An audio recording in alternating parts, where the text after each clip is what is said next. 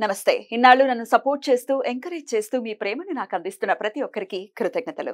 అలాగే ఈ వీడియో కూడా ఖచ్చితంగా మీకు ఉపయోగపడుతుంది. లైక్, షేర్ అండ్ సబ్స్క్రైబ్ చేసి మీ సపోర్ట్‌ని నాకు అందించండి. అలాగే ఈ వీడియో పట్ల మీకున్న అభిప్రాయాన్ని కామెంట్ సెక్షన్‌లో కామెంట్ చేసి తెలియజేయండి.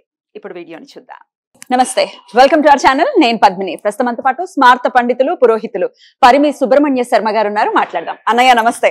నమస్కారం. అన్నయ్య, యాప్రాల్లో ఉన్నటువంటి నువ్వే నాకు పరిచయం చేసినటువంటి ఉమామహేశ్వర దేవాలయంలో ఉన్నాం. ప్రత్యేకించి ఈ దేవాలయం గురించి మాట్లాడితే ఎంత ప్రశాంతమైనటువంటి దేవాలయంలో ఉన్నాము అని అంటే అది మాటల్లో చెప్పలేం. ఎవరికి వారు అనుభవపూర్వకంగా స్వామి యొక్క మహిమని చూడవలసిందే. అసలు ఎలా పరిచయం చేసావో తెలియదు కానీ ఒక విపత్కరమైనటువంటి పరిస్థితుల్లో ఒక హోమం, ఇక్కడే హోమం చేయించుకోవటం, దాని నుంచి ఈ గుడికి రావటం, ఇంకా ప్రతినిత్యం ఇక్కడికి రావటం, మనశ్శాంతిని ఖచ్చితంగా పొందటం అనేది ఈ గుడిలో మరి ఎంత మహిమాన్వితమైన గుడి. ఒక్కసారి ఈ గుడి యొక్క విశిష్టతని ఎవరు మరి దీన్ని ప్రతిష్ఠించారు, మరి వారి పవర్ కూడా ఉంటుంది కదా.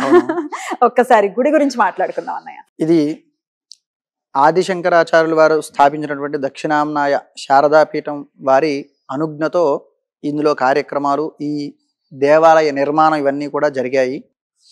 మన వ్యవస్థాపకులు వచ్చి రామకిషన్ రావు గారని, ఆయన ప్రభుత్వంలో ఉన్నతమైనటువంటి స్థాయిలో ఉన్నవారు. వారికి ఎంత ధార్మికమైనటువంటి, అంటే వారికి వారి కుటుంబానికి ఎంత ధార్మికమైనటువంటి నిబద్ధత ఉంది అంటే, ఈ దేవాలయాన్ని నిర్మించినప్పటి నుండి పోషిస్తున్నారు.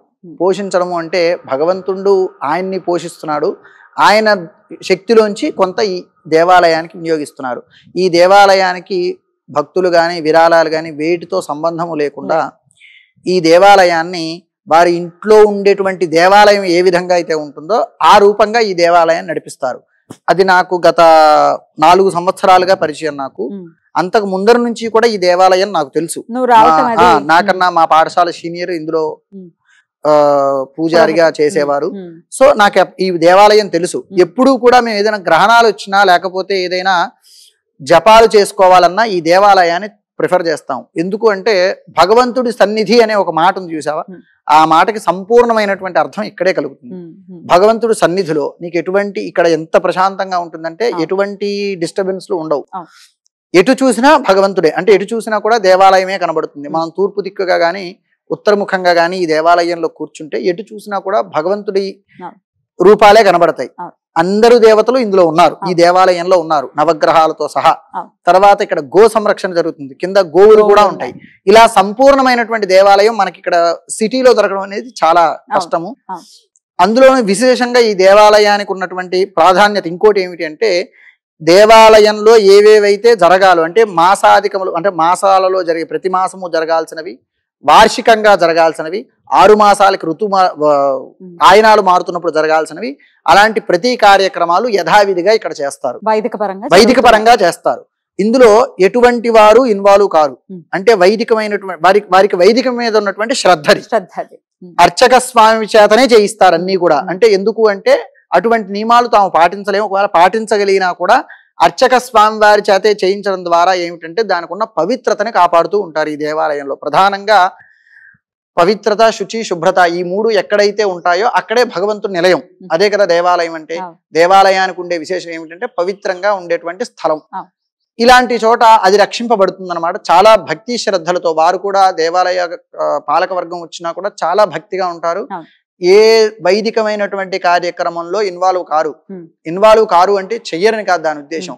ఇలా చెయ్యండి, అలా చేయండి అనే మాట ఉంది. ఎలా చెయ్యాలో వారిని ఎన్నిసార్లు సంప్రదించినా ఎలా చెయ్యాలో అలా చెయ్యండి అంటారు. తద్వారా ఏమవుతుందంటే ప్రతి దేవాలయానికి కూడా విగ్రహ ప్రతిష్ఠ చేసేటప్పుడు యంత్ర ప్రతిష్టాపన జరుగుతుంది. మనం వార్షికోత్సవాలు కానీ బ్రహ్మోత్సవాలు అంటుంటాం, కానీ బ్రహ్మోత్సవాలు అనే మాట అన్ని దేవాలయాలకి వాడకూడదు. ఒక్క శ్రీనివాసుడి దేవాలయానికి మాత్రమే వాడాలి. వెంకటేశ్వర స్వామి వారికి మాత్రమే బ్రహ్మోత్సవాలు. బ్రహ్మోత్సవాలు అంటే బ్రహ్మదేవుడు వచ్చి చేసేటువంటి ఉత్సవాలని బ్రహ్మోత్సవాలు అంటారు. అందులో అధిష్టానంగా బ్రహ్మదేవుడిని కూర్చోబెట్టి ఉత్సవాలు చేస్తారు, దానిని మాత్రమే బ్రహ్మోత్సవాలు అనాలి. ఈ దేవాలయాలకు జరిగే వాటన్నింటిని వార్షికోత్సవాలు అంటారు. అంటే సంవత్సరానికి ఒకసారి చేసేవి.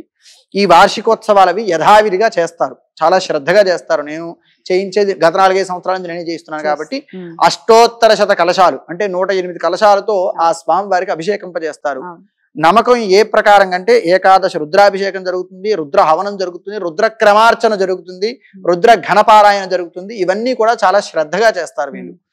కాబట్టి భగవంతుడికి సంబంధించిన ఆరాధన ఏది జరగాలో అవన్నీ జరిగి ఆ మంత్రపూతోదకాన్ని ఈశ్వరుడికి ఆరాధన చేయడం ద్వారా అడుగునున్నటువంటి ఆ యంత్రానికి చైతన్యత కలుగుతుంది. ఖచ్చితంగా యంత్ర మాలిన్యత నివృత్త్యర్థం అంటే యంత్రానికి ఏదైనా ఇప్పుడు ఏదైనా అకారణం వల్ల గ్రహణం వస్తూ ఉంటాయి. గ్రహణం వల్ల దేవతలకి శక్తి లోపిస్తుంది. ఆ గ్రహణ సమయం గ్రహణం వచ్చి వెళ్ళింది అంటే గనక దేవతల గుళ్ళన్నీ ఎందుకు శుభ్రం చేస్తారు అంటే ఆ మాలిన్యం కలుగుతుంది.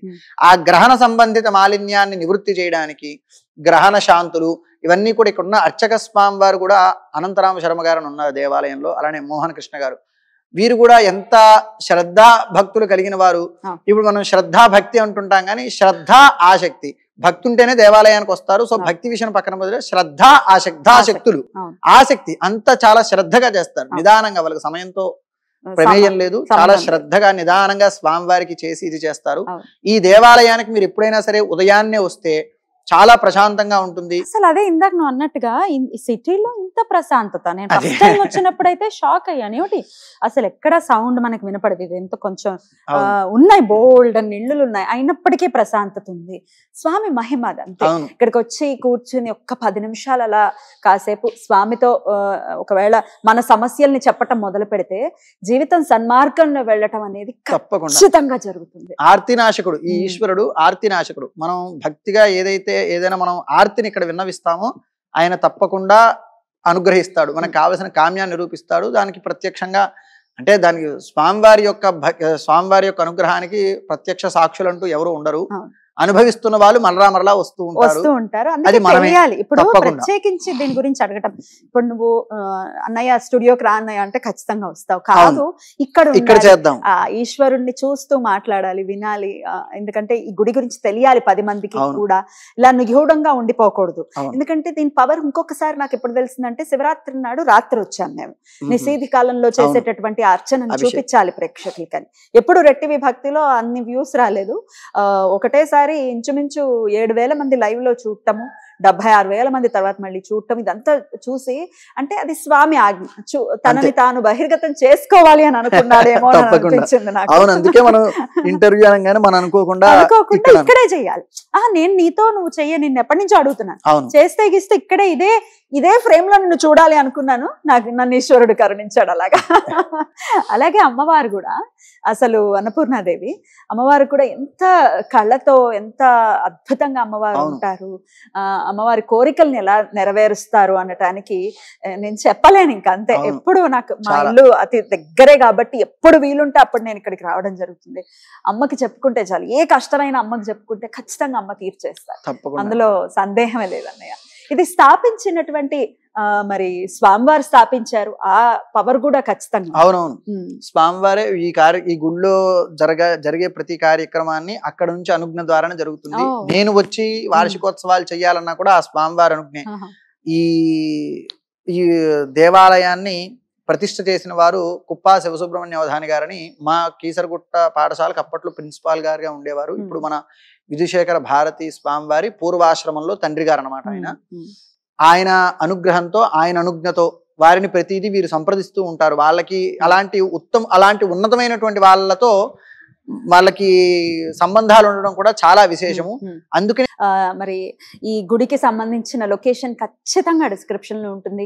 యాప్రాల్ పరిసర ప్రాంతానికి గనక మీరు వస్తే ఖచ్చితంగా గుడిని సందర్శించండి. మీకు ఇప్పుడు నేను చెప్పిన ఒక్క ముక్క కూడా అతిశయోక్తిగా అనిపించదు.